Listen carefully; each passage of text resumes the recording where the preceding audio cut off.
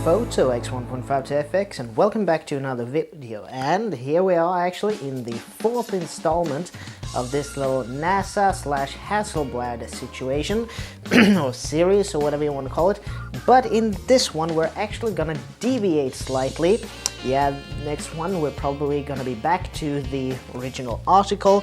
But first of all, the cheat sheet has this time been replaced with this little notebook. Yeah, full disclosure, I ran out of printer paper, so you have to make do with what you have and have a little bit of DIY mentality. First of all, you can see it has I have the Nikon F2 on the on the bag today. I've talked about this camera before. Yeah, it actually has lost a bit of the tobacco essence that I talked about in my F is for Nikon F series, but anyway, this is a little bit of a stand-in because I haven't found really that NASA used the Nikon F2. If anybody has any additional information about that fact, please put it in the comment section below. But I believe that NASA used a modified version of this guy's older brother, the Nikon F. But a lot of the features in the Nikon F was actually carried over, to the Nikon F2. So it is a little bit of a stand-in for the 35mm camera that was actually used by NASA. A little bit of pictures of it here maybe. But anyway.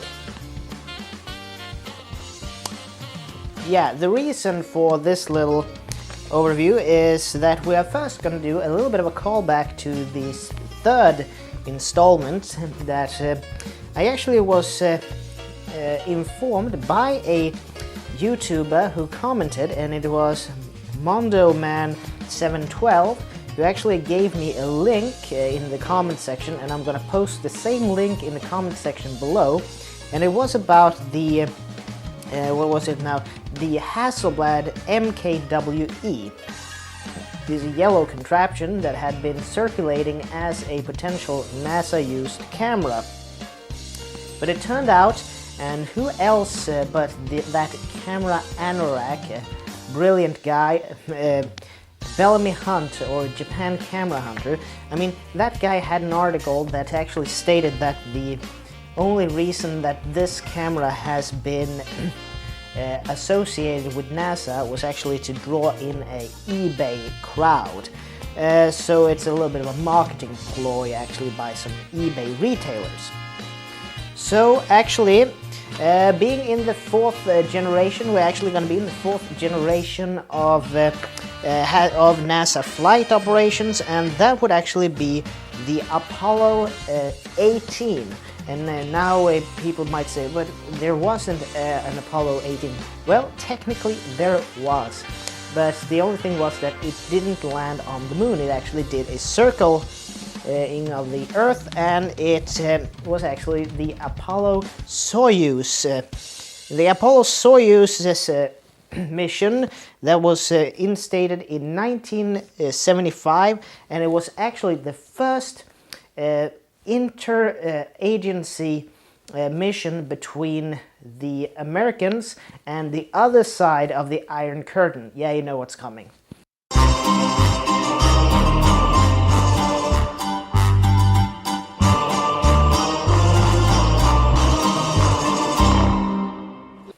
Yeah, so it was a American-Soviet co-endeavor in space, a rendezvous between an Apollo spacecraft and a Russian Soyuz spacecraft. So what we're actually going to take a look at is the type of cameras that the Soviets used during the Soyuz flights. And actually I managed to get this on Tradera. It's a little bit of a camera find, and it is in its little bag, so bear with me. Here we go. It actually came in its original box, so yeah, here we go. I have this. Let's see here. I'm just probably gonna unscrew it from the bottom here so I can just take it out.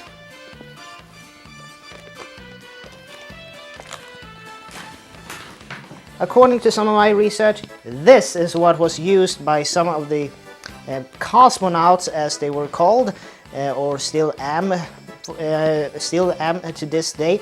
The Zenit 3M. This little camera is what was used during some of the Soyuz missions in the mid to the 1960s by the Russians. So basically, what is this camera then? Well, it is a Zenit camera that, let's see, it says on the back here, made in USSR. I know that Zenit, it was actually, what should we say, it was kind of outsourced to a lot of different manufacturers. So these cameras were made by numerous camera makers and so on. But anyway, this camera uses, I have here the 58mm f2 lens on it, the Helios 44.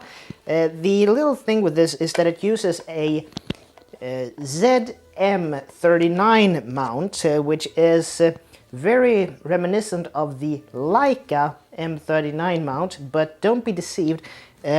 You can technically use Leica glass in this camera because the threading is the same, but unfortunately, since this is an SLR camera and the Leicas are known to be rangefinder cameras, they don't have the mirror inside of them. That meant that if you use a Leica lens on this camera, you will only be able to use it at certain points in the focusing range, otherwise the back of the lens will actually hit the mirror. But anyway, if you listen to this camera is even that it doesn't reset the mirror after each shot. So when you take a shot with this camera, the viewfinder goes completely black. And also it has some fairly basic controls. You have a kind of a set system here for what type of film you're using. You have the advanced lever here with a frame counter that you have to set manually at some way. And the little thing with these cameras is that you need to only change the shutter speed after you have reset the winding mechanism. So this camera, it has a fairly limited range of shutter speed. It goes from bulb mode, which is basically for long time exposures, or brief time as Peter Elgar would say. It has 1/30th of a second, which is basically the maximum flash sync speed, 1/60th, 1/125th, 1/250th, and the max shutter sync speed, or rather the max shutter speed of 1/500th of a second.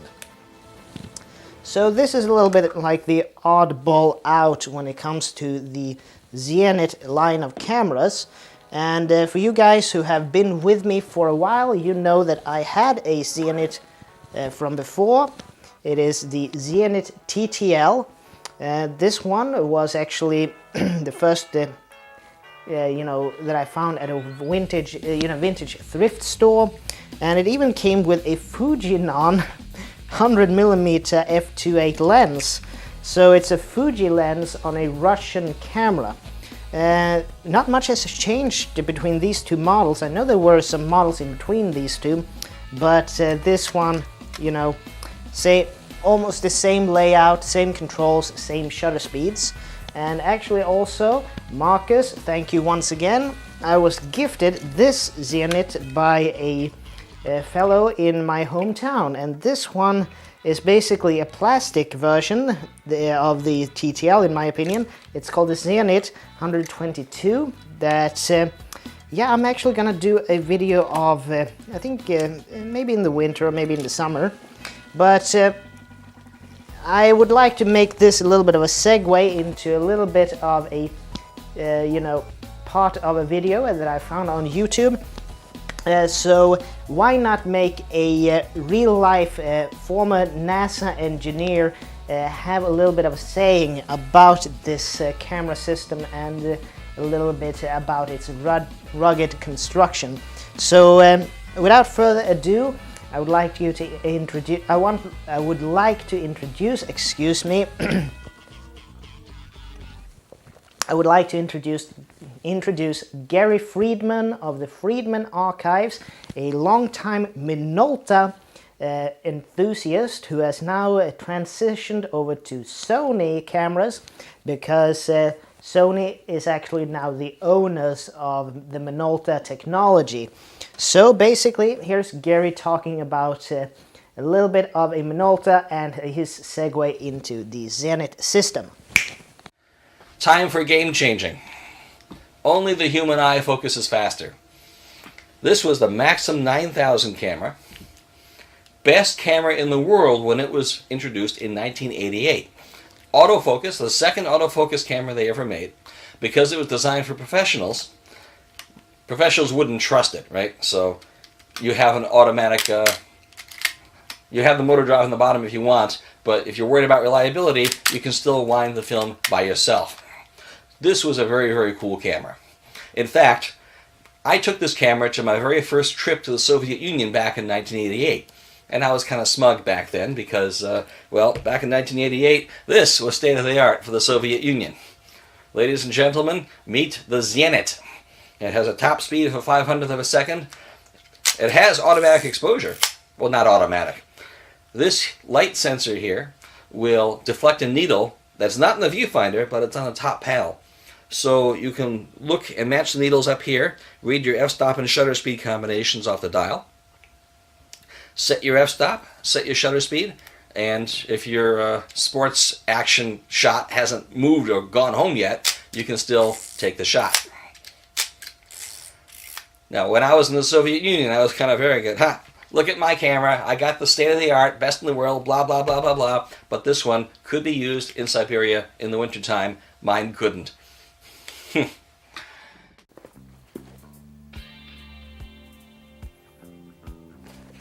Okay, so you're back. Well, maybe this is a little bit of a quick video when it comes to this system and so on. But anyway, yeah, back also, as maybe I haven't mentioned, Gevalia coffee. But anyway, that's a little bit of an interesting story in my opinion, that even in the 1970s, at the height of the Cold War, the Russians and the Americans were able to have an interagency mission between the cosmonauts, who were basically military pilots, and the entire Cosmonaut program, or rather the entire Russian space program, was stately funded by the military. It was kind of a civilian pseudo-military deal, and the all-civilian, quote-unquote, NASA, National Aeronautics and Space Administration, and how they could interact in space. So anyway, this is a little bit about the Zenit system, and also as thanking a little bit of a cameo from the Nikon F2, standing in for a Nikon F, which is a camera model I don't own at this moment in time.